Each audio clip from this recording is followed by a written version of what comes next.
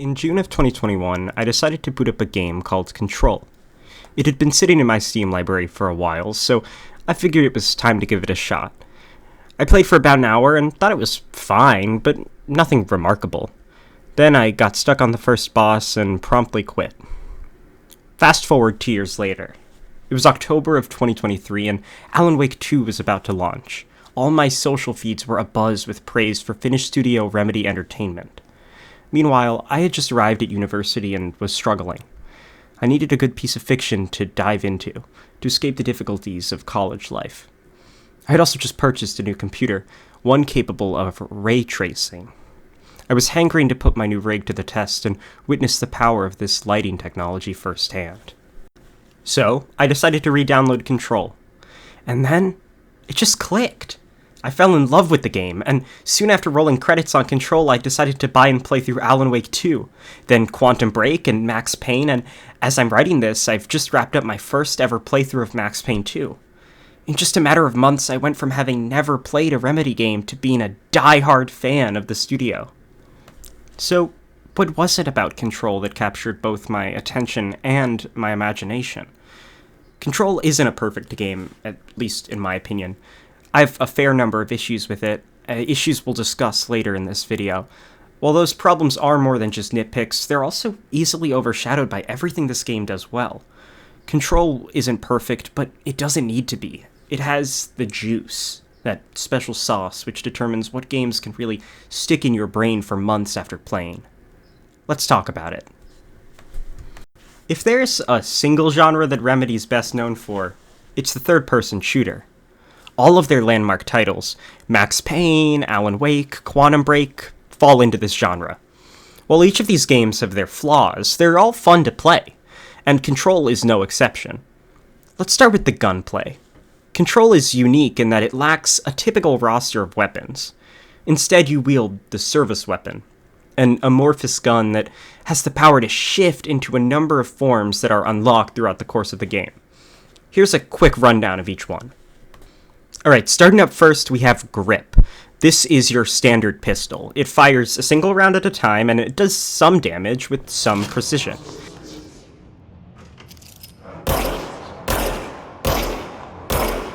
There are two things that make this pistol stand out above the rest, though. Firstly, it feels great to use.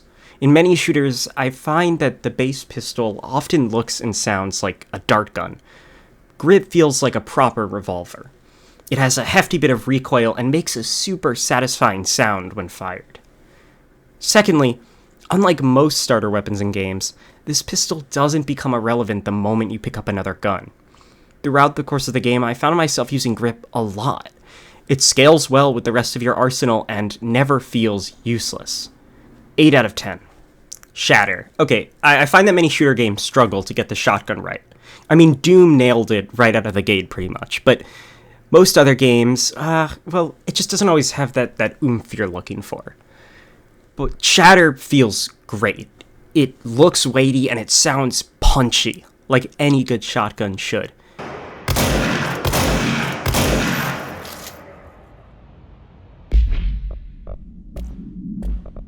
I think my only problem with it is that it just becomes less useful as the game goes on, because more flying enemies show up and combat arenas get very vertical. So its short range makes it difficult to rely on. But damn it, I love a good shotgun, and Shatter just feels great. 9 out of 10. Alright, next up, Spin. Machine guns are usually my least favorite weapon to use in any shooter game, and Control isn't an exception. I don't think Spin is bad. It's actually very useful. It's precise and does a good job at efficiently taking out weak enemies, but it doesn't feel good to use.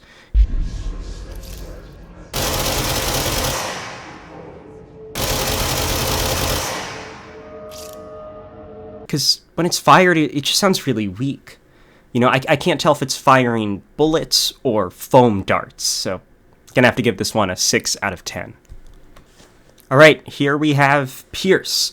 This is essentially Control's take on a rifle. It's a single-shot weapon that can be charged up to unleash a powerful blast.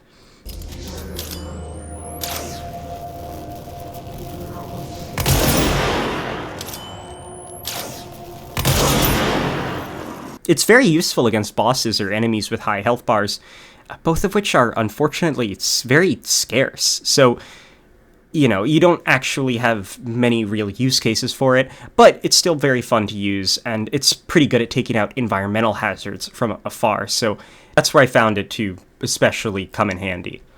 7 out of 10. Alright, just 2 more left, bear with me. The next one is Charge, which is hands down my favorite weapon form in the game. Alright, basically, it allows you to charge up 3 rounds, which can then be fired all at once. And once fired, these rounds explode, doing heavy area of effect damage.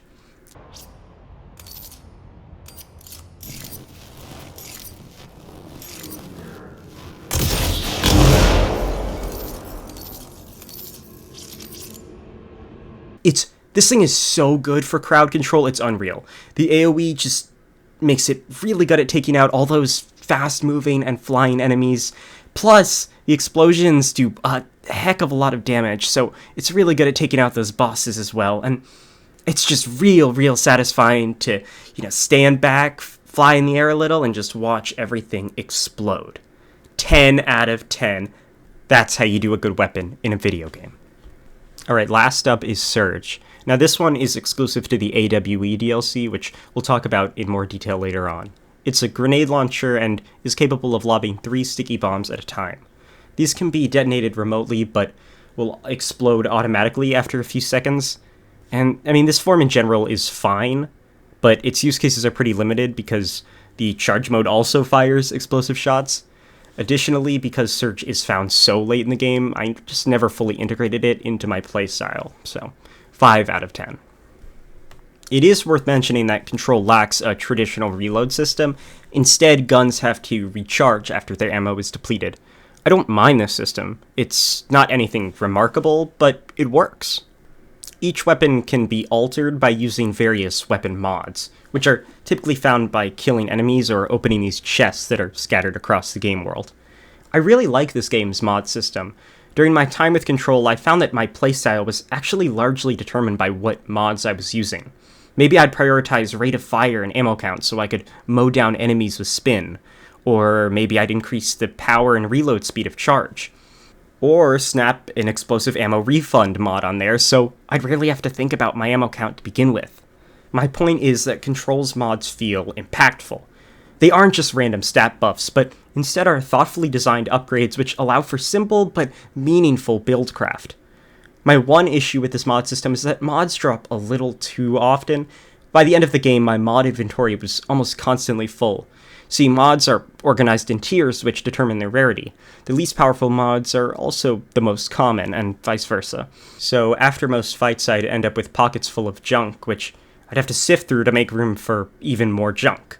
This cumbersome inventory management didn't ruin my experience with the game by any means, but it was fairly annoying to deal with. But guns aren't the only means by which you can take down enemies. The game also equips Jessie with a suite of telekinetic powers, which she can use to gain the upper hand in combat. These abilities are fantastic. They're all purposefully designed, and I found myself consistently using every single one throughout the entire game. The telekinetic melee attack feels responsive and knocks enemies back for crowd control. I adore the launch ability, which allows you to pick up almost anything and just chuck it. Throwing boxes, explosives, and even entire enemies never got old. It's super satisfying to use, and just in general feels great. There's also the levitate ability, which allows Jessie to float for a short period of time and reach secret areas or sniper perches. The shield power is incredibly useful for fighting particularly strong foes, and Seize lets you mind control enemies, which helps fights feel more dynamic and interesting. Mastering every power and chaining them all together makes you feel like a god. It's an incredible power fantasy. These powers, along with Jessie's health and energy, are upgraded using a skill tree. I found this skill tree to be competently constructed. The rewards you unlock are nothing groundbreaking, but the game doles out upgrade points at a very fair rate. Even if most of the upgrades are just straight stat boosts, they still feel impactful. The skill tree also incentivized me to do more side content, which I appreciate. Control's combat encounters can be long. Thus, in order to survive, you have to find some way to refill your health bar. Fortunately, this can be done simply by killing enemies. Like in the 2016 reboot of Doom, Enemies will drop little blue particles on death, which can then be grabbed to gain hit points. It's a simple mechanic, but I really like it. It encourages the player to act aggressively and really make the most out of their arsenal in order to stay alive. Alright, we spent enough time talking about how you shoot things. Let's talk about what you're actually shooting. The main antagonist of Control is the Hiss, a supernatural force which invades the Federal Bureau of Control and corrupts the minds and bodies of the humans working there. Thus, Hiss-mutated humans make up the bulk of Control's roster of baddies. A lot of these guys are just normal people with guns. You got your typical foot soldier, sniper, and tank, but there are also some more wacky foes. There's the Hiss Charged, which likes to get up in your face and self-destruct. I actually like these guys because they force me to really be aware of my surroundings and use the various mobility options the game handed me. There's also the Hiss Cluster, this big red orb which heals enemies around it. I don't mind these guys, but I wish they had a bit less health. The Hiss Warped are cool, they're big and beefy, but only really a threat at close range. I really love that they use telekinetic powers like Jesse does. Through fighting them, I gained a better sense of what the weak points of my own moveset might be. But the Hiss Elevated were my favorite enemy to fight. They dart around areas, lobbing projectiles at Jesse from afar. Successfully landing hits on these fast-moving foes was super satisfying. Unfortunately, I can't say I enjoyed battling the Hiss Distorted, extremely mutated beings which love to sneak up behind Jessie and launch a volley of projectiles at her. Because these enemies can only take damage while attacking, fighting them mostly consists of waiting and then launching a charge shot. It's dull and tedious. While this may sound like a lot of enemies, it's really not. The biggest issue with Control's combat is the game's lack of enemy variety. Most of these foes are very fun to fight, but they're all introduced relatively early on. This means that for most of the game's roughly 20-hour runtime, you'll be fighting the same handful of foes over and over again. Don't get me wrong, Control's core gameplay is really fun. In fact, I'd say it's the only game I've ever played that gets vertical combat right. But shooting the same targets over and over again is bound to get tedious. It's inevitable. The boss fights in Control are fine. I honestly don't have much to say about them.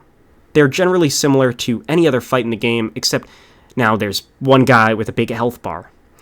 In my initial playthrough of Control, the first boss fight kicked my teeth in, but on subsequent runs it barely gave me any trouble. I'm glad that Control has boss fights. They're cool and help to keep the occasionally monotonous combat interesting. These bosses just didn't blow me away.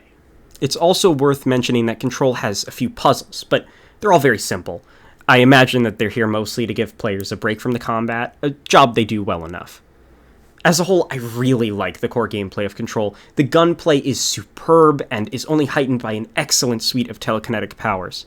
While I wish this game had a few more interesting enemies and bosses, what's here is very good. Alright, let's talk about level design. Control takes place in the oldest house, a huge and ever-changing office building. The house is divided into a number of sections, each home to a different department within the Federal Bureau of Control, a fictional government agency tasked with handling paranormal phenomena. Throughout the game, you travel from section to section, helping FBC staff deal with the house's supernatural shenanigans. I would describe Control's level design as semi-linear. Objectives generally have to be completed in a specific order, and each section of the oldest house is very self-contained. But the player still has some room to explore each area and find hidden goodies. And they can also pick up some side quests, which involve traveling between different departments of the Bureau to complete certain tasks. I think this kind of structure makes sense for a game like Control.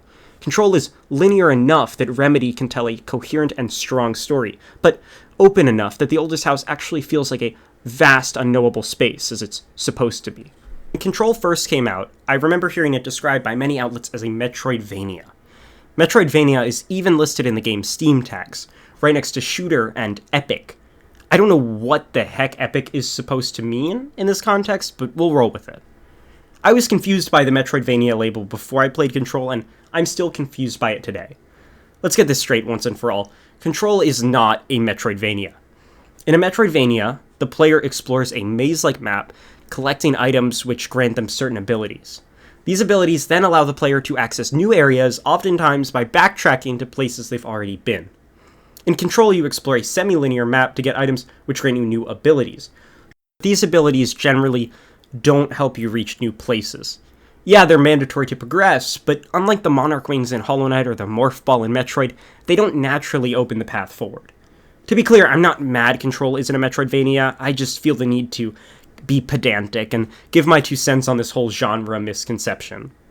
I mean, you read the title, you understood what kind of video this was going to be, I'd assume. Nonetheless, the ability-granting items you do collect are very cool. They are called objects of power and appear to be mundane things like a floppy disk or a safe. These objects, while ordinary in appearance, are rather extraordinary in behavior. They're chaotic and unruly things, and they tend to morph the appearance of the environment around them. Favorite sequences in Control involves the Benikoff TV, a flying cathode ray television. When you first reach the television, it appears to be scared of you. It begins to fly away from Jesse, its movement distorting the architecture of the oldest house. The walls of the building shift and spiral, forming a long and twisting tunnel. Chairs and desks begin to float as the area's gravity becomes weaker. Navigating this space is difficult. It's hard to fight enemies on such uneven terrain. If you're anything like me, you'll find yourself clumsily jumping over slabs of concrete as you struggle to understand this new environment. But once you shoot and parkour your way to the TV, it grants Jesse the ability to float, that levitate thing I was talking about earlier. Suddenly, you're free from the intimidating architecture of this area. The Escher-esque layout of the oldest house was no longer frustrating. It was liberating. I no longer had to put up with the house's shenanigans. I could just float on past that tunnel that gave me so much trouble just moments ago. I knew at that moment that I could handle whatever hostile architecture this house threw at me. Each level follows roughly the same template. Something is going wrong in the house, so Jesse goes to a new department and helps the staff there deal with whatever supernatural threat is present. Throughout the story, new powers and weapon forms are introduced at a steady pace to keep things interesting. As I said before, levels are large and semi-linear. It doesn't take too long to see everything each department has to offer, and there are also a fair number of side quests sprinkled throughout the game. Some of these side quests are basic, but others are pretty involved. One of my favorite side missions involved dealing with an anomaly that had spawned hundreds of clocks in one section of the map. It was fun to try and navigate a space that had been so thoroughly flooded with these antiques. It reminded me of those Skyrim memes where people spawn hundreds of cheese wheels in one place, except here it's deliberate and it has a tangible effect on the local terrain. Now, occasionally the player will happen upon a pull chain lamp switch, and when this is pulled 3 times, they transport the player to this place called the Ocean View Motel. The Ocean View Motel is, and I cannot stress this enough, an incredible storytelling device. It's one of my favorite parts of Control. The Ocean View is this kind of small, dingy building with dusty floors and dim lighting. It's devoid of enemies or much of anything, really. The only gameplay in the motel involves entering a certain room and clicking a button. That's it. Upon exiting the motel, something in the oldest house will have shifted, illuminating the path forward. Now, I know that sounds unremarkable. However, the motel is so unpredictable and shrouded in mystery that I always felt excited to see what it had in store. You see, the game never explains where or what the motel actually is. It feels so out of place when compared to the brutalist architecture of the oldest house.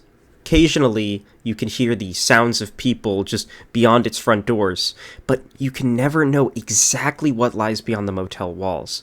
It's disorienting, puzzling, and utterly fascinating. Additionally, the motel changes a little each time you visit. The contents of each room may be different, or you'll spot a bloodstain on the floor. These little details prevent the motel from feeling monotonous. Instead, it seems unpredictable and alive, like a sentient organism all in itself. You may also deal with bureau alarms, which require you to complete certain tasks in a time limit. I didn't really bother with these, if I'm being totally honest. They're pretty boring and are essentially just busy work, but if you like a good endgame grind, then you might get some enjoyment out of these missions. I'd be remiss if I didn't discuss the game's most famous and best section, the Ashtray Maze. This level is a 20-minute thrill ride that perfectly illustrates everything Control excels at. It's really, really amazing. At first, the Ashtray Maze appears to be a normal hallway, but within a matter of seconds, the walls of the space flip and fold in on each other, revealing a vast and dizzying labyrinth of Art Deco wallpapers and red checkerboard carpet. Navigating this area, I felt like I was actually walking through one of M.C. Escher's labyrinthine lithographs. Though this section mostly consists of long hallways and small areas, its short runtime keeps things from getting stale. The tight spaces created by the maze lead to really fun and intense combat scenarios. I really had to use Jesse's full suite of abilities in order to survive the level's relentless onslaught of hiss. Despite its small size, this level feels huge. The maze constantly teases the player, and many doors and hallways will seem accessible, but disappear once you approach them. I constantly wanted to see more to reach the center of this maze, if there even is one. The mystery and intrigue of this area is truly gripping. This level also features an original song by the Old Gods of Asgard, a fictional rock band played by Finnish band Poets of the Fall. The song is called Take Control. It feels totally out of place, and it's totally awesome. The music emphasizes the tone shift this level represents. In the game's opening hours, I found myself confused and befuddled by the oldest house, but by the time I reached the maze, I had a firm grip on how Control works. The game's eerie electronic music didn't faze me anymore. I was no longer intimidated by the Bureau. I was taking control. This is the moment when Jesse Faden truly becomes the director. As in the TV sequence, the house once again bends to her will, ceasing its tricks to reveal the path forward. At the end of the level, once the music dies down, Jesse says this.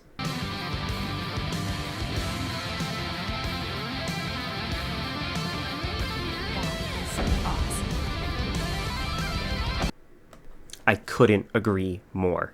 The Ashtray Maze is truly incredible, and I will treasure my first playthrough of it for years to come.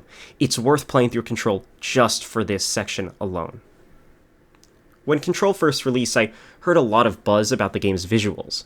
At the time, Nvidia was launching their first generation of RTX graphics cards, which are capable of real-time ray tracing, a lighting technology which simulates the way light moves in real time. Nvidia decided to use Control as a tech demo of sorts. I imagine this was largely because the game is chock full of reflective surfaces, from marble floors to glass windows, all squeaky clean thanks to Ati the janitor. Since I'm a plebeian, I wasn't actually able to get my hands on one of these fancy new RTX cards until last year. Part of the reason I first booted up Control last October was because I remembered those Nvidia ads, and I wanted to put my new GPU to the test. Boy, oh boy, was I not let down. This game looks incredible. I know I've said incredible so many times in this video, just bear with me. I know this game takes place in an office building, but look me in the eyes and tell me this isn't the nicest looking virtual office building you've ever seen. The attention to detail here is spectacular. To best illustrate this, let's take a look at some of the posters which decorate bureau cubicles. The team could have just slapped some basic motivational posters around the environment. You know, the stuff where it's like a cat on a rope and it goes, "Hang in there, buddy, it's almost Saturday," stuff like that. But instead, they went the extra mile to create these unique designs which speak to the weirdness of Control. It's these little touches that make the FBC feel like an actual functioning bureaucracy. The art direction overall is very strong. You can tell that Remedy put a lot of time into giving Control its own unique visual language, one defined by the paradox between neat brutalism and messy surrealism. The UI is functional, if a bit bare bones. It's still very clean and modern, but noticeably less inspired than the rest of the game's visuals. Still, it effectively communicates the information it needs to convey. Ray tracing also helps bring the oldest house to life. The game still looks good with it turned off, but when it's turned on, it looks incredible. I loved watching red lights bounce across the shiny marble floors of the executive sector whenever the hiss showed up. Even the mere act of staring at Jesse's reflection in a glass window felt novel and exciting. My only gripe with Control's lighting comes from these unkillable astroplane whirlwinds, which emit bright flashes of white light that I found to be rather headache-inducing. The game also features incredible particle effects. Whenever an enemy is killed, it explodes in this wonderful burst of glittering, colorful dust. This effect added a lot of visual dynamism to combat encounters, and I never once got tired of seeing it. I find it remarkable that Remedy is pushing so many technical boundaries with this game, considering it only cost €30 million to make, which might sound like a lot, but within the scope of game development is actually not that much, like kind of a solid AA budget. There are some areas where you can tell Control was made on a lower budget. The facial animation is particularly rough, but enemy designs are also sort of bland. Most of the foes in this game are just human, but fucked up a little. Neither of these wrinkles really affected my experience with Control, though. They're just small nitpicks I have with an otherwise great-looking game. I'm not going to pretend to know more about sound design than I do, so I'll keep this next part brief. Control's soundtrack is solid. It doesn't really have any earworms, besides the 2 vocal tracks by the Old Gods of Asgard and Matthew Peretta, respectively. But it successfully toes the line between creepy and thrilling. Guns sound as impactful as one would expect them to. Assault rifles don't sound like pea shooters, as I said earlier. They sound like actual assault rifles. Jessie's powers emit this sort of alien whooshing noise, which lend her character a unique sonic identity. The hiss mostly use sound to telegraph their attacks as well, which I appreciate. It adds a nice dose of clarity to Control's often messy combat.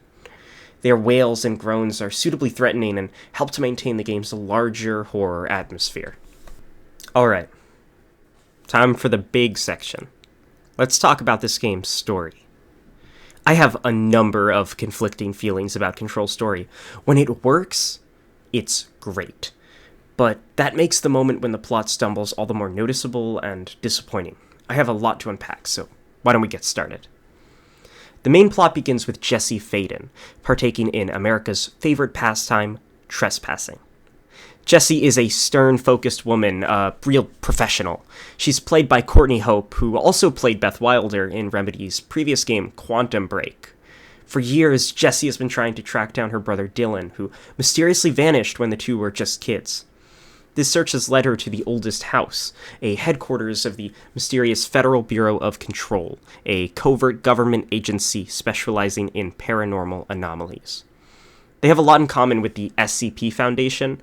In fact, Control takes a lot from SCP, but more on that later. Upon entering the Oldest House, the first person you speak to is the building's eclectic janitor, Ahti. Ahti will remain an important figure throughout the game, so it makes sense to introduce him at the beginning. He's also a great foil to Jessie. Jessie is this deeply logical person, a pragmatist. Ahti is, conversely, much more of a romantic, and I mean that sort of in the capital R sense. He speaks cryptically and poetically, his mind often wandering mid-conversation. The cinematography of this first introduction is just really, really fantastic. The way light filters through the Venetian blinds and onto Ahti's figure is just, incredible. This is the part of the video where I talk about Sam Lake. You know, that guy who did a twirl at the Game Awards last year. Sam Lake is this game's lead writer. He's also responsible for writing the stories of Max Payne 2, both Alan Wake games, and Quantum Break. The guy's resume is stacked. An important thing to know about Sam Lake is that he's a huge fan of filmmaker David Lynch. For those who don't know, Lynch is the auteur behind such works as Twin Peaks, Eraserhead, Blue Velvet, and Mulholland Drive. Lake is not quiet about his affinity for the surrealist director. In a 2023 interview with VentureBeat, he cited Twin Peaks as a direct inspiration for his work. Bright Falls, the town where Alan Wake takes place, is basically just a recreation of the fictional Twin Peaks, Washington. Unlike the Alan Wake games, Control doesn't really draw from that kind of Twin Peaks, supernatural Northwest aesthetic. Still, its cutscene composition is very, very Lynchian. The camera may switch between these very wide shots and extreme close-ups in the span of a single scene. The camera also rarely moves during a shot. There's almost no tracking or panning. Instead, the lens remains firmly locked in place. By drawing on Lynch's style, Remedy is able to tap into his legacy of surrealist film. The result is a game which, unlike many other graphically ambitious titles, feels not just weird or surreal, but actually authored. Like it was made with this specific creative vision in mind. Eventually, Jessie makes it past Ahti and reaches the director's office, but she arrives to find the director dead, having shot himself with the service weapon. Of course, Jessie does what we would all do at a crime scene. She picks up the murder weapon, and upon grabbing the gun, she's contacted by the Board, a mysterious extraplanar entity. The character of Dr. Casper Darling is also introduced in this scene. Darling is first seen explaining the service weapon to the now former Director Trench, who is the dead guy that, we just found. And he actually appears throughout the game a lot. He reappears in these video clips to give the player bits of exposition and hint at how the Bureau functioned before the events of the game. He's honestly one of the best storytelling devices I've seen in any game. I know I just said that about the Ocean View Motel, but it's true about Dr. Darling too. If he sounds familiar, that's because he's played by Matthew Peretta, who also voices the character of Alan Wake. As Darling, Peretta is extremely charming. You can tell that he probably just had a blast playing this character. While Jesse is, as previously mentioned, deadpan and serious, like Ahti, Darling is witty and playful, and his presence lends Control some much-needed levity. Anyways, we then move to the Astral Plane for some early tutorials. The Astral Plane is an otherworldly realm, one that Control never quite explains. It's also the home of the Board and Former, another mysterious entity who we'll discuss in more detail later on. Jesse is then dubbed Director of the FBC, and sent to deal with the shitstorm currently unfolding in the Oldest House. See, the reason the Oldest House was mostly empty at the beginning of the game is because it's been invaded by the Hiss, which I discussed earlier. After fighting off a few foes, Jesse learns that she has the power to cleanse an area of the house, ridding it of any Hiss-caused distortion. This power is granted to her by Polaris, a formless being that never really speaks but communicates through a special chime. Though the player doesn't know much about Polaris at this point, Jesse appears to have a storied relationship with the being. We're then introduced to Emily Pope, played by Antonia Bernath. She's an FBC scientist, the disgruntled apprentice of Dr. Casper Darling. Over the course of the game, Pope becomes Jesse's closest ally. See, this central executive starting area becomes a sort of home base for what remains of the Bureau. Pope stays here while Jesse explores each area, and in between levels the player is encouraged to go talk to her and see what she's working on. I found Pope's conversations with Jesse to be the weakest part of the game's story. I do appreciate that the relationship passed the Bechdel test, a true rarity in video game writing. But these conversations feel very stilted. Take their first exchange, for example. Both actresses are expressive, but they speak with an unnaturally slow cadence. They also talk without any real urgency, despite the gravity of their situation. The lack of music in many of these conversation scenes also makes the already long pauses between sentences feel even longer. I know that typically voice actors don't record their lines in the same booth, but the manner in which these lines were both delivered and edited together makes it seem like Pope and Jesse are talking via Zoom call. I don't want to imply that Pope is a bad character, nor am I trying to say that Bernath is giving a bad performance. I actually really like Pope, and I hope we see more of her in the future. I just wish that Bernath was given better direction during the recording process. To me, these scenes really represent, I would say, the biggest weakness in Sam Lake's writing.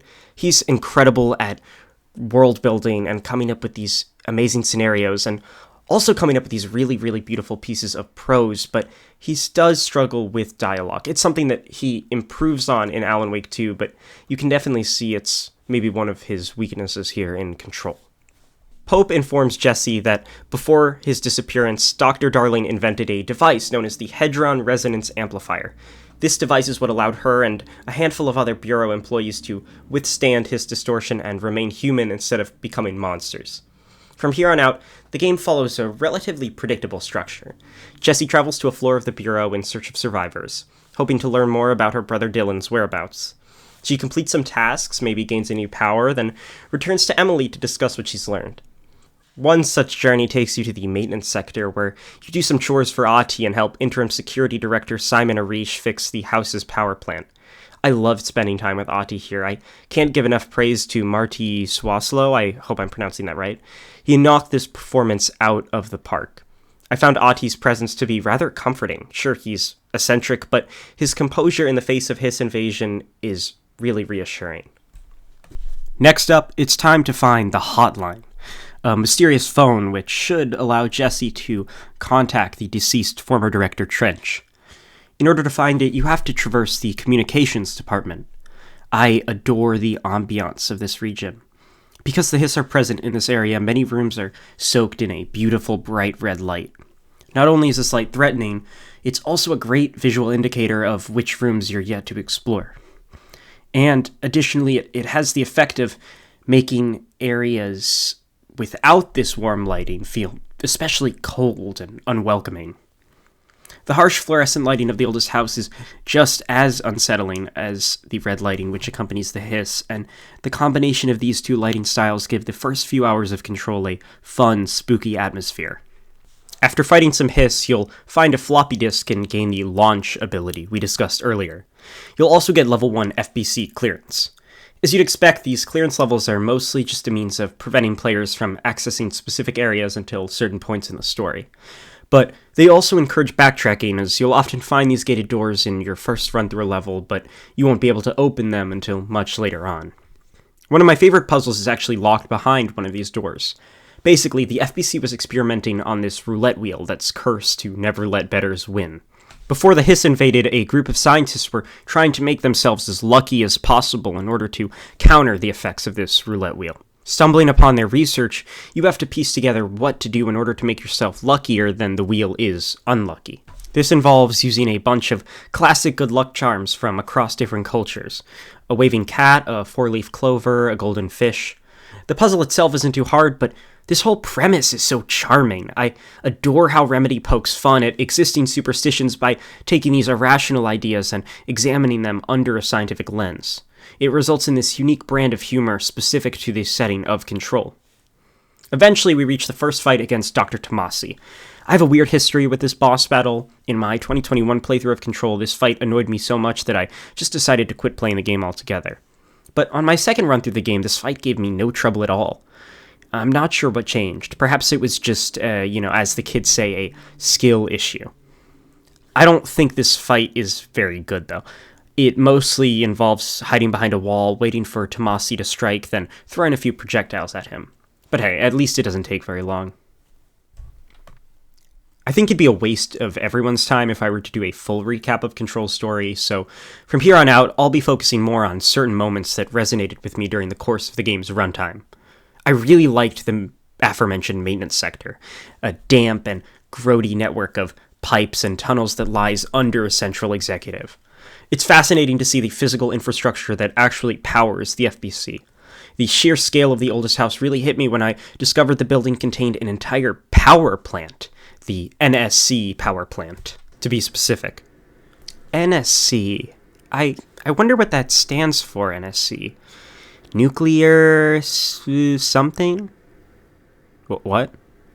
You're telling me it actually stands for Northmore Sarcophagus Container? Northmore? Wasn't that guy the former FBC director? What the fuck? Yeah, it turns out the whole bureau is powered by the decaying body of Broderick Northmore, who, in order to power the oldest house, has spent decades literally burning alive. It's haunting stuff, and the game won't directly tell you a lick of it. This is something you have to discover by yourself, by exploring the maintenance sector and cutting through layers of government red tape. I don't know how many times I'll say this across the duration of this video, but I truly love that this game doesn't insult the player's intelligence. If you want to uncover Control's best stories, then you have to go looking for them.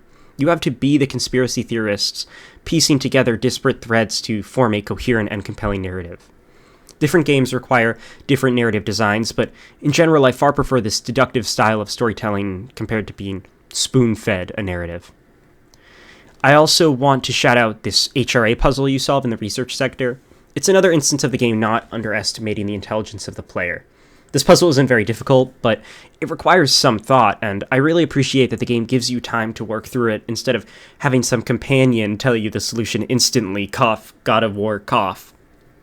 Oh, sorry about that. It must have been like a sore throat or something. In all honesty, the Black Rock processing sector of the oldest house isn't that interesting. But I wanted to bring it up so I could talk about the stellar art direction of the Black Rock mines. When I first entered this area, I was breathless. Up to this point, every room I'd been in had some kind of ceiling. We were inside, after all. But this space held its own sky. A beautiful night sky, rich with stars and celestial patterns. Gone were those harsh fluorescent lights. Instead, even if just for a moment I was able to bask in actual moonlight. I wondered, how far did the sky truly stretch? Does the oldest house contain its own solar system, its own galaxy? Did this drab gray building house an entire universe within its walls? Or was this merely an illusion caused by the presence of Black Rock? We may never know the answer to these questions, but they're brilliant questions for the game to raise. The scale of the house is toyed with once more when Jesse scours the building for Ahti. At the end of what can only be described as a wild goose chase close to the end of the game, you enter an unmapped area of the house. After fighting a few enemies, you hop on a trolley. The trolley creaks as it begins moving along a long steel wire into pure darkness. The The white of the concrete alcove which you once fought on fades as you slowly tread into a vast and desolate space.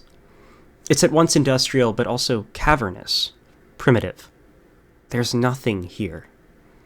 Nothing except Ati's Walkman. Beyond that, it's just space. Empty space, as far as the eye can see. Darkness flourishes in this corner of the house, but it doesn't feel nefarious. Perhaps this is because we don't actually fear the dark. We fear what lies in it. And the space is so empty, so utterly devoid of life that we know implicitly this darkness has nothing to harbor. There's something comforting about this void at the edge of the oldest house. This space is so vast, so unknowable that exploring it all is impossible. Instead, we're forced to just accept the limits of our cognition. Maybe we can't know everything, and maybe there are forces in this world beyond our grasp and beyond our understanding, but maybe all of that is fine. I don't think this game is advocating for anti-intellectualism. Rather, it evokes a capital R romantic acceptance of the unknowable as something to be celebrated, rather than detested. Control's writing truly shines in its world building and lore. Most of this content is delivered through written and recorded logs, which can be found scattered across the Bureau. This scavenger hunt style of storytelling is not a new thing. You'll find similar notes in a number of AAA games like Horizon, Prey, and Fallout. But I found Control unique in that I really did want to read every single note I picked up. Every time I found a new log, I would drop everything I was doing and read or listen to it. Why? Because goddamn, these notes are incredibly well written. There are dozens of logs to be found, each containing some sort of valuable insight into how the Bureau works. Take, for example, this log in the Dead Letters section of the game, titled Machine God. It contains the following text. I had a dream, and I built the thing I saw in my dream. A machine that will contain God, but not the God you know or the one anyone knows. A new God. This machine will be his body, his heart, and his mind. I made it just like the dream showed me. I used the motor from my refrigerator and the coils from my toaster and the fans plus the timing belt from my car's engine and the wheels from my son's skateboard. God can't move yet, but the dream said he would learn how on his own.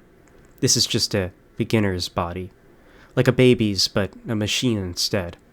God only needs a place to start. If you want to interview me, please contact me at the address on the envelope. My phone does not work anymore. I had to use the dialing plate on God. I'm not going to act like I can tell you what this letter is about, because I can't. But I can tell you that these words struck a chord with me. This note is such a striking, vivid piece of prose, and the game treats it as if it's disposable. I deeply admire Sam Lake's and the team at Remedy's willingness to just let these words exist. This note doesn't serve any greater narrative purpose, it doesn't affect the overall direction of the plot.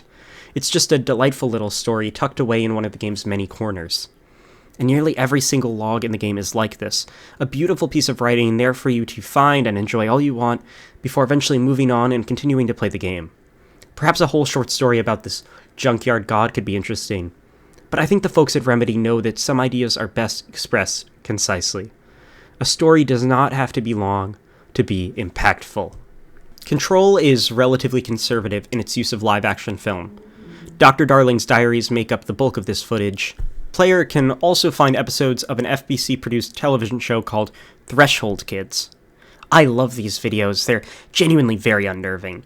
Children's media but scary is a pretty tired trope at this point, but Threshold Kids works because its scares are so grounded in the fiction of the game, sort of like the humor of that lucky roulette wheel room I talked about earlier. For example, one episode revolves around what happens to the families of Bureau members who are killed on the job. Let's watch a clip.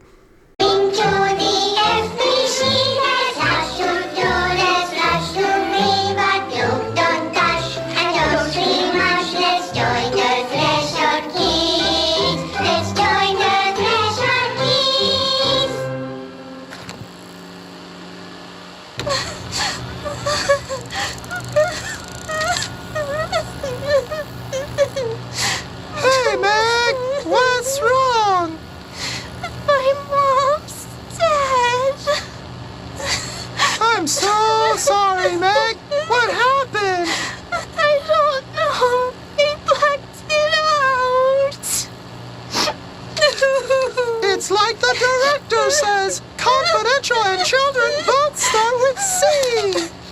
And the director's a puppet! A dirty, rotten, fart person! Dad says my mama went missing in actions. She walked into the city and didn't come back. I don't know what missing in actions is, but I sure wish someone would find her. I'll help you look, Topher. We'll find your mama together.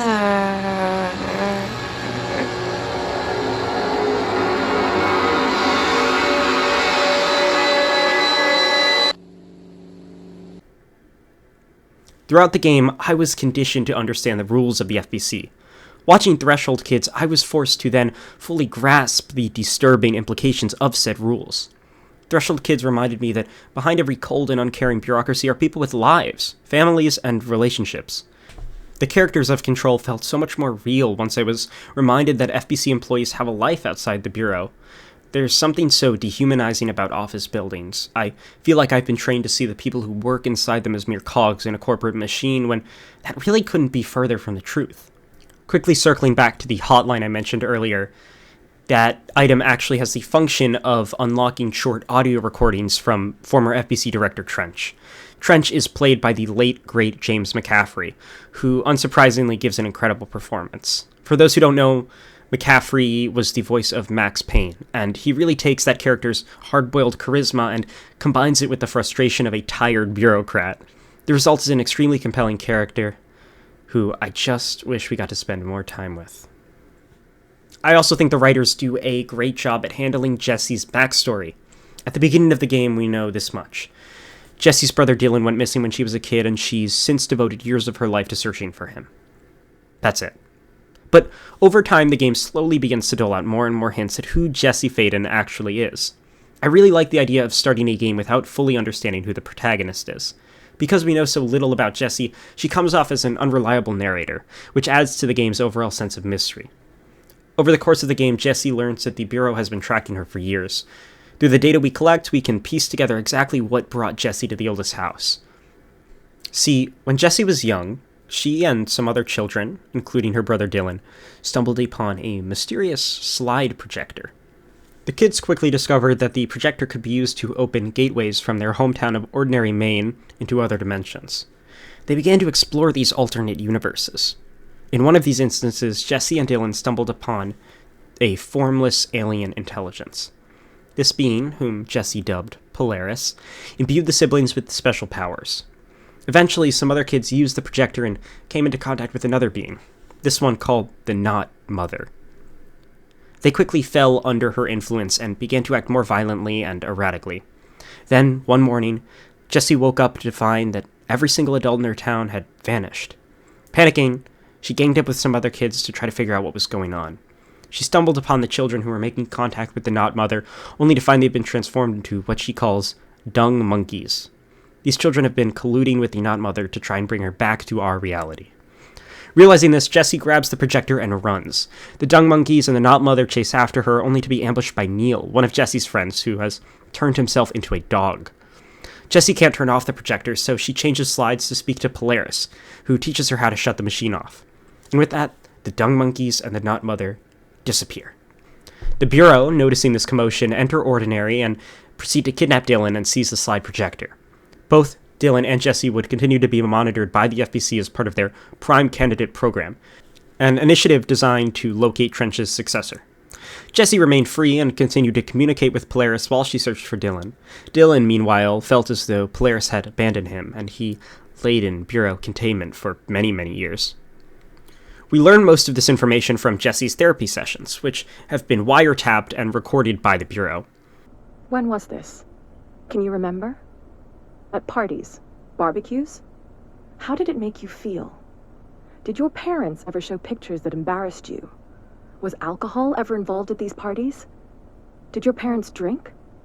Did that make you uncomfortable? No, that's just stupid. Come on. That has nothing to do with this. Nothing. This light projector... Let me ask you this. As a child, did you ever fantasize about worlds inside pictures? Inside a painting? You know, stepping into a painting, into a hidden world, escaping and finding adventure there? away from your parents. I don't... I don't think so. I don't remember. Maybe. I don't know. I love these for two reasons. Firstly, because Jesse is the one telling the story, we never really get the full picture of what happened in Ordinary. Jesse is paranoid and thus purposefully vague and shifty. As a result, I had to fill in the blanks using my own imagination. Anyone who's seen the movie Jaws knows that sometimes the scariest monster is the one we can't see. The same logic applies here. I had to visualize the Nod Mother and the Dung Monkeys myself. As a result, those beings took on appearances which were uniquely reminiscent of my personal phobias. Secondly, these therapy sessions provide a chance for the player to see Jesse be emotionally vulnerable. As I've stated before, Jesse is a very emotionally guarded character. This made it somewhat difficult for me to empathize with her. She doesn't let her guard down during these recordings, but still, by watching a therapist prod at her defenses, I was able to get a better idea of why Jesse puts up so many walls to begin with. You see, despite her mature demeanor, she's really stuck in a state of arrested development.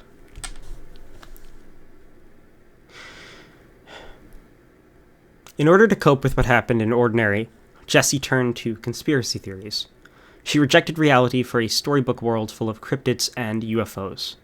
Though Jesse's suspicions are eventually confirmed, the same cannot be said for the many real-world victims of conspiracy thinking, the scared, confused people who turn to these fairy tales to rationalize the irrationality inherent to life.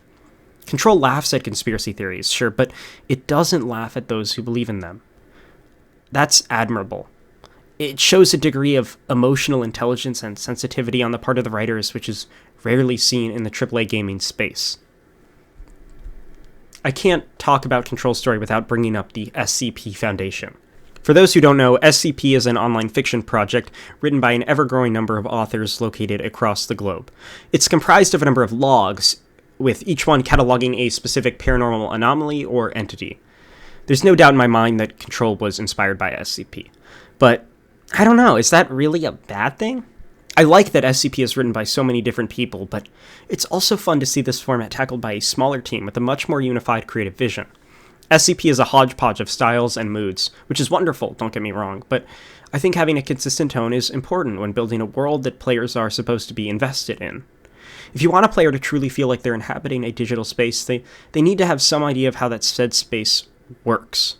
Narrative consistency gives way to rules and norms, both of which are vital to making a game environment feel real and alive. Alright, back to the main plot.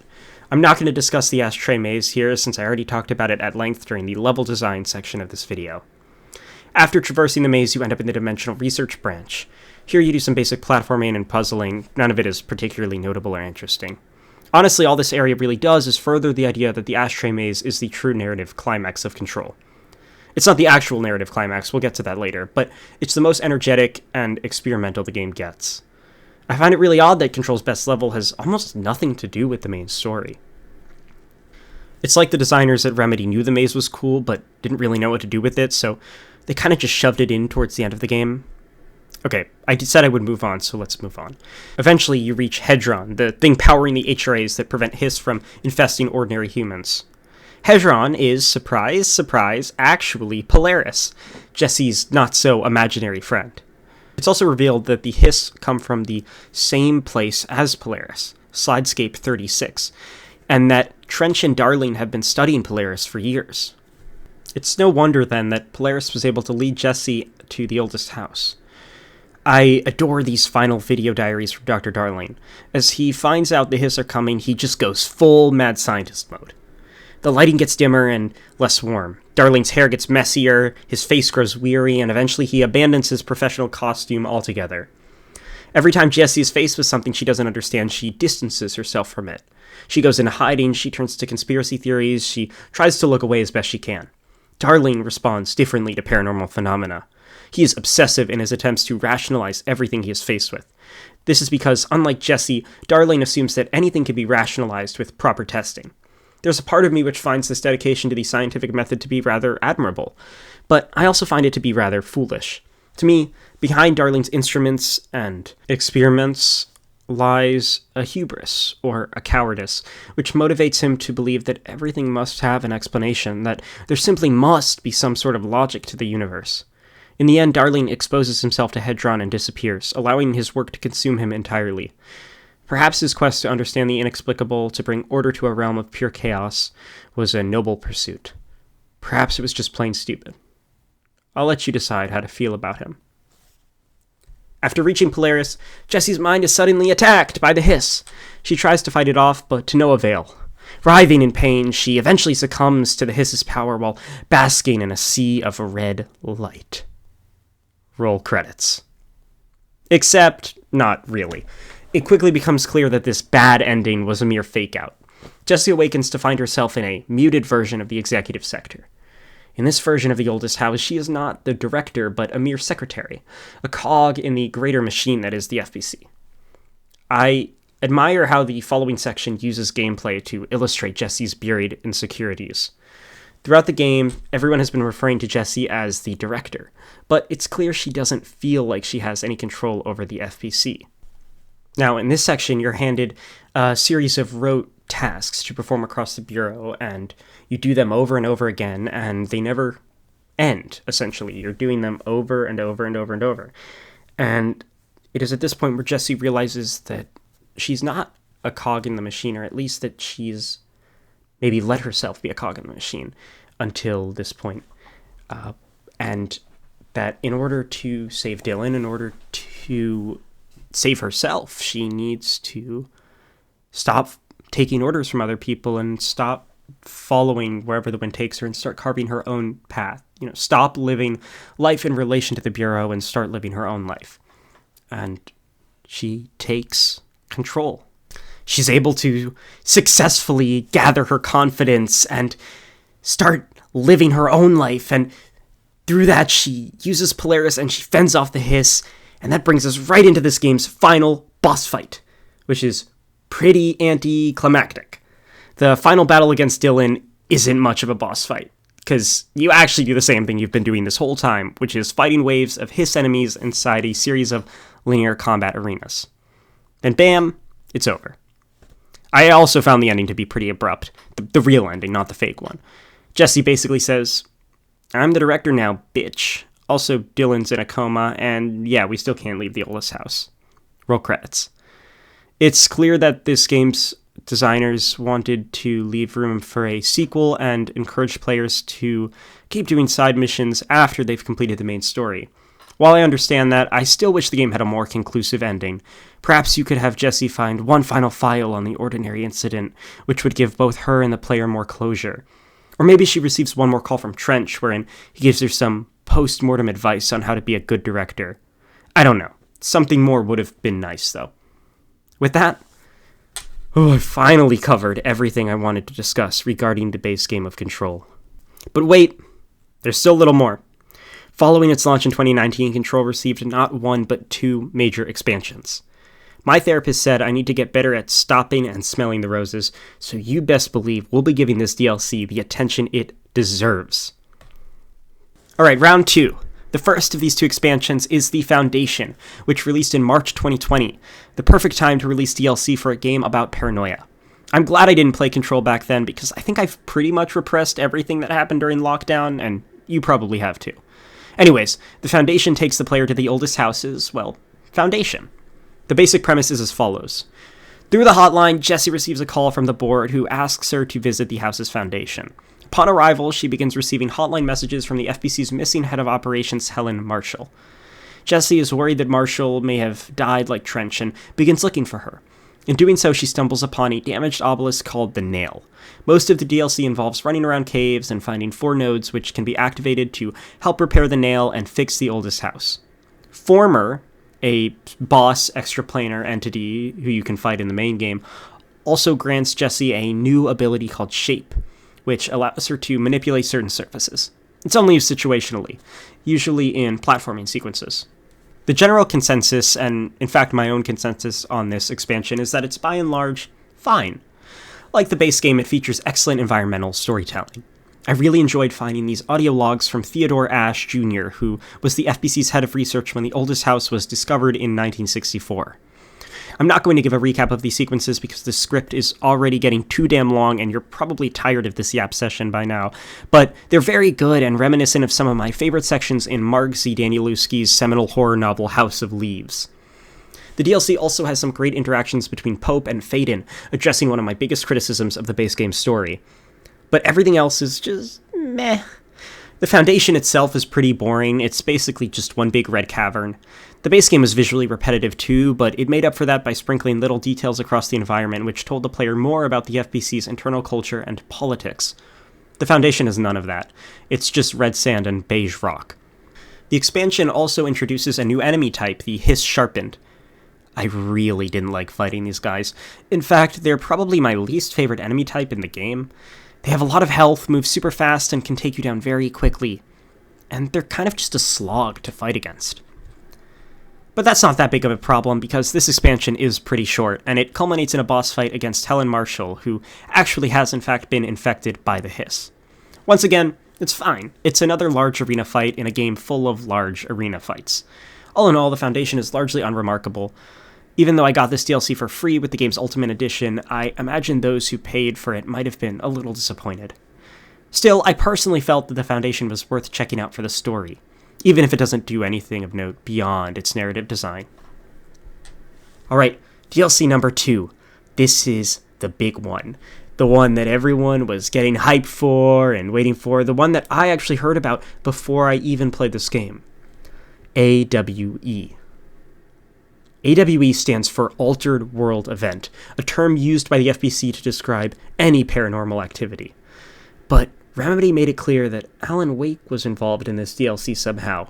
That guy from that 2011 shooter game. So fans dubbed the expansion the Alan Wake Experience. Upon reaching this DLC, I had never played Alan Wake before. Still, who was I to refuse more Control content? AWE mostly takes place in the Investigation Center, a brand new floor of the oldest house. It was here that the FBC investigated reports of paranormal phenomena. One day, they began researching Dr. Emil Hartman, the main antagonist of Alan Wake. To make a long story short, Hartman is actually a Taken, a shadow monster from Bright Falls. Eventually, he was able to escape bureau containment and fuck shit up. This forced Trench to close investigations, sealing Hartman away until now. But taking him out won't be easy since he's been infected and mutated by the Hiss as well. He's a Hiss-Taken hybrid. It is through Hartman that Control begins to toy with the survival horror genre. Hartman can't be fought directly, so most of the expansion involves avoiding him. He can't step into light, so I spent a fair amount of time moving around these power cubes and turning on floodlights to stay safe. All of the light puzzles in the investigation sector are pretty simple, but in a game that's mostly a power fantasy, these horror sequences make for a really, really nice change of pace. This shift toward horror helps make AWE really compelling, because it represents a period of transition within Remedy. Alan Wake 2, the studio's next title, is a game that I'd claim is both bolder and more successful in its storytelling than Control, but the seeds of its success were planted right here in the investigation sector. Right off the bat, AWE distinguishes itself from Control by placing a ton of emphasis on its main story, rather than its side stories, and that main story revolves around the question of, what the hell happened to Alan Wake? For those who don't know, the first game sort of ended on a cliffhanger, and so his story was pretty unresolved at this point. While we don't get a definitive answer to the question of what happened to him, since this expansion is meant to set up Alan Wake 2, I found the ways in which AWE doles out narrative information to be very satisfying. This expansion takes full advantage of the Ocean View Motel, mainly by introducing a new door, marked with a spiral. Periodically, you get the chance to glimpse behind this door and see Alan Wake himself. Matthew Peretta killed it as Dr. Darling, and he kills it as Alan Wake too. Though Alan only appears in a handful of scenes, Peretta perfectly captures the haunted writer's desperation to escape the dark place, this nightmare dimension that he's trapped in. This is also the first time we see Tom Zane without the diver's suit, instead acting as Alan's doppelganger. Speaking of doppelgangers, we also get hints at Doc Scratch, Alan's murderous counterpart and the personification of the dark place. I really like that this DLC takes the less is more approach to Scratch. We only see him in one genuinely unsettling jump scare, But if they'd shown more of him, I'd reckon he wouldn't be nearly as intimidating of a foe as he was in Alan Wake 2. Speaking of intimidating foes, Dr. Hartman. His design is horrifying. He takes on the appearance of a swollen corpse with skin that's gray and bloated, but because Hartman prefers the dark, you mostly just see his haunting silhouette. Seeing the shadow of his long, bony limbs under a flickering light never failed to just make my skin crawl. I appreciate that Control expands upon the narrative of Alan Wake without abandoning its ethos of environmental storytelling. The game refuses to simply spoon-feed the player information about what happened after the events of Alan Wake. Instead, you find information about Alan and Alice Wake through FBC reports and audio logs. AWE represented Remedy's first real step into the world of connected universe storytelling. The decision to use Control's narrative structure to tell Alan Wake's story allows the games to feel truly connected. Playing AWE, I wasn't just learning about Bright Falls. I was also learning more about the Bureau and how it actually responds to altered world events. I was experiencing the narratives of both games simultaneously, not just as disparate parts, but as a single, complete story. The main game of Control is filled with short side stories, but most of them are pretty shallow. Like I said, they're all really well-written logs, but they're not very deep. AWE takes a different approach to side narrative, one which prioritizes quality over quantity.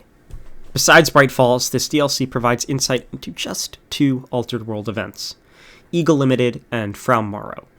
Because these events are given so much care and attention, they stuck in my mind after playing much longer than any side story in the whole game, even the Junkyard God story.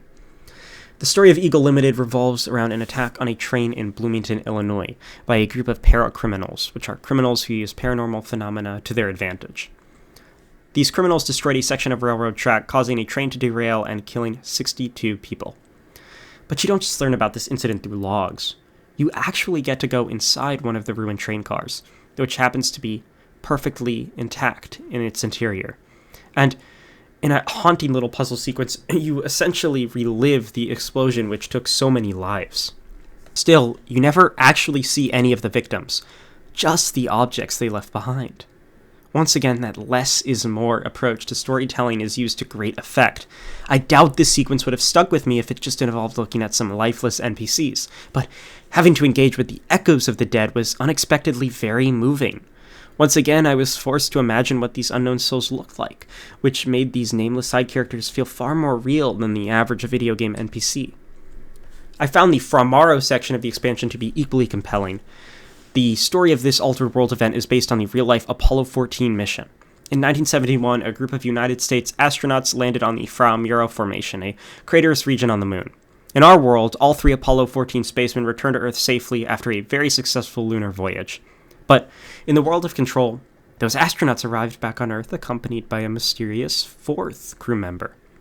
When asked about their new companion, the 3 human crew members insisted that the 4th astronaut had been with them since they first left Earth. The lunar entity was then quickly detained by the FBC, and its existence was kept a secret from the general public. I love how the story of From Morrow is told in-game. After solving a short light puzzle in the From Morrow AWE storage area, the player has the opportunity to examine a bunch of artifacts related to the Apollo 14 mission. At first, I thought this section was just a fun homage to the many conspiracy theories surrounding NASA's 1969 Apollo 11 moon landing. You know, all that moon landing was fake stuff. But I'm glad they didn't just spoof Apollo 11, like so many others have already done. Instead, the game's writers told a really original, weird, and funny story about a lesser-known lunar mission. I also love this short audio log you can find, which contains a recording of some of the FBC agents attempting to interrogate the From Morrow entity.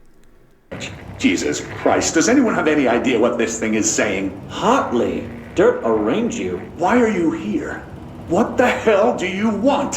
Why'd you stow away on that ship? School bearing, boy. Eyes many cauterizing loops through and about. Wind and Windy Mitchell. Did he just say Mitchell? Was there a Mitchell at NASA? Toots. You know what? Never mind. I can't do this anymore. This whole area is so goofy, and it acts as a really nice change of pace from the somber mood of the Eagle Limited and Bright Falls sections. Overall, this DLC just nails the vibes of Control. It is dark, mysterious, funny, and serious, all wrapped into one bite-sized package. Though the AWE expansion revolves around Alan Wake, it manages to feel very tonally consistent with the main game of Control. I admire how well Remedy was able to get me invested in both the story of Alan Wake and continues expanding upon the world of Control at the same time. Okay, enough talk. Let's finish this for real this time. With that, I have truly covered everything I want to discuss regarding Control, and with AWE, what a high note for that game to end on. Perhaps I'll discuss Alan Wake 2 in a future video. Lord knows I have a lot to say about that game. Though I may be done with Control for now, Remedy is very much not. As of writing, the studio is currently working on 2 new titles set in the game's universe. The first of these is Condor, a multiplayer game set in the oldest house. From the one piece of concept art that's been released, it seems this game will have 4 players work together to complete missions for the Bureau. I have no real hopes or expectations for this game, but I could totally see it becoming my next obsession if it's executed well.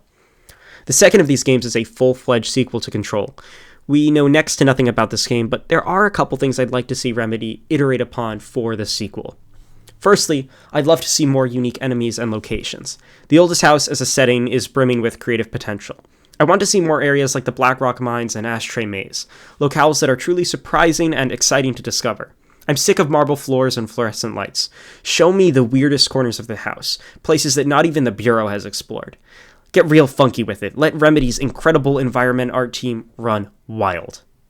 Secondly, I'm hoping Control takes some narrative cues from Alan Wake 2.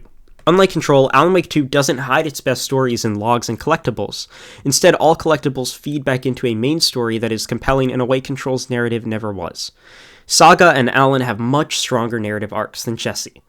We get many more opportunities to see them struggle, be vulnerable, and learn from their mistakes. As a result, I was able to connect with both protagonists on a far deeper level than I was connected with Jesse Faden. I also just think Alan Wake 2 is doing more than Control on a narrative level. Control doesn't really do anything bold with its story, it simply lacks the interesting subtext and meta-narrative plot threads of Alan Wake 2. I really hope Control 2 tells a more ambitious story than its predecessor, rather than simply playing it safe again. As I alluded to in the introduction, Control isn't a perfect game, but it is an interesting one. Sure, it may be rough around the edges, but qualms aside, it feels incredible to play as Jesse, fighting hordes of weird monsters and uncovering the secrets of the FBC. As you can probably tell by now, this game means a lot to me. It's a truly special piece of art, and I've treasured my time with it. To everyone watching at home, thank you for your time and attention. Catch you in the next one. Just the same. There was a knock on the door, a thump on the floor, and the party turned insane as she called.